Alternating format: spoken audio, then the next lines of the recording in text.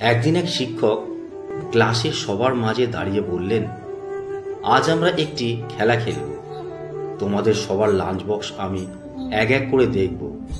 যার খাবার সবচেয়ে স্বাস্থ্যকর, পরিচ্ছন্ন আর ভালোভাবে গোছানো থাকবে তাকে আমি দেব একটি সুন্দর স্কুল ব্যাগ। শুনেই গোটা ক্লাসে হইচই পড়ে গেল। সবাই উচ্ছ্বাসিত। যে যার ব্যাগ থেকে লাঞ্চ বক্স বের করে সাজিয়ে গুছিয়ে বেঞ্চের ওপর রাখছে। কেউ কেউ আবার বক্সের ভিতরের খাবার আরেকটু পরিপাটি করার চেষ্টায় ব্যস্ত। সবার মাঝে শুধু একজন, নাম উর্মি, চুপ করে বসেছিল, চোখে মুখে চাপা সংকোচ। শিক্ষক একে একে সবার টিফিন পরীক্ষা করলেন। কেউ এনেছে খিচুড়ি, কেউ মাছ ভাত, কেউ বিরিয়ানি, কেউ বা মুরগির ঝোল। শিক্ষক সবার শেষে এসে দাঁড়ালেন উর্মির সামনে। তোমার লাঞ্চ বক্স কোথায় মা? উর্মি একরকম লজ্জা আর কষ্টে মাথা নিচু করে ব্যাগ খুলে একটা পুরনো ঢাকনা ভাঙা লাঞ্চ বক্স বের করল।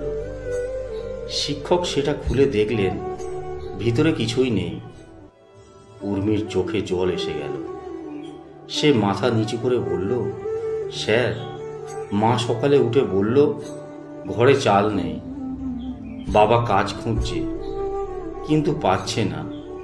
সকালে এক গ্লাস জল খেয়ে স্কুলে চলে এসেছি। পুরো ক্লাস স্তব্ধ, কারো মুখে কোনো শব্দ নেই। যাদের লাঞ্চ বক্সে ছিল বাহারি খাবার, তাদের চোখেও একটা অপরাধ বোধের ছায়া।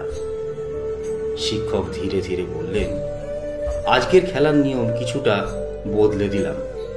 এখন আমি যে ব্যাগটি উপহার দেব সেটা পাবে সেই, যার লাঞ্চ বক্সে সবচেয়ে বেশি অধ্যাবসায় আর সাহস আর ভালোবাসা আছে।